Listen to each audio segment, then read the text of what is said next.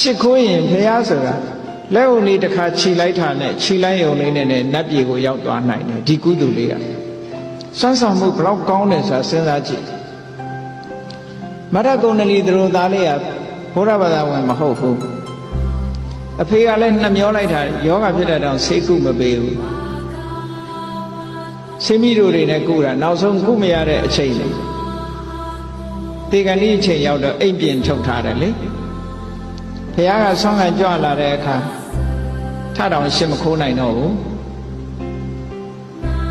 စိတ်ထဲကကြည်နူးပြီးတော့ဩဒီလိုဘုရားမျိုးငါမလှူလိုက်ရဘူးမတန်းလိုက်ရဘူးရှစ်မခိုးလိုက်ရဘူးခုရှစ်ခိုးစိတ်ထဲကနေကြည်နူးပြီးတော့နေတယ်အဲ့ဒီအချိန်လေးမှာတည်သွားတာနဲ့နတ်ပြည်မှာနတ်သားသွားဖြစ်တယ်ဒီကုသိုလ်လေးကကဲလိုက်တာသူ့ကိုကြည့်ဘလောက်စွမ်းဆောင်ချက်ကောင်းတယ်လဲဆိုတာစဉ်းစားကြည့်စိတ်ထဲမှာတင်ဖြစ်တာနော်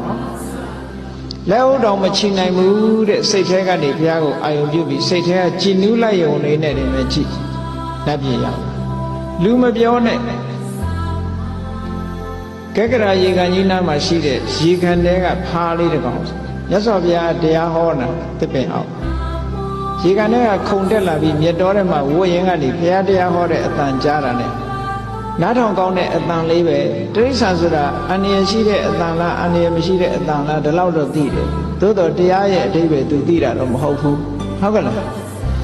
မြတ်စွာဘုရားရဲ့ကရုဏာတွေလွှမ်းခြုံထားတဲ့မေတ္တာတွေလွှမ်းခြုံထားတဲ့အတန်လေးကိုသူ့စိတ်ထဲမှာနားထောင်ရင်စိတ်ကြည်နူးနေတဲ့အချိန်လေးမှာကံမကောင်းအကြောင်းမလားတော့အနန္တရောက်လာတဲ့နွားကြောင့်သားကတပြားတဲ့ခေါင်းကိုထောက်ပြီးဖိလိုက်လို့သူ့ခင်ဗျာသေသွားတာ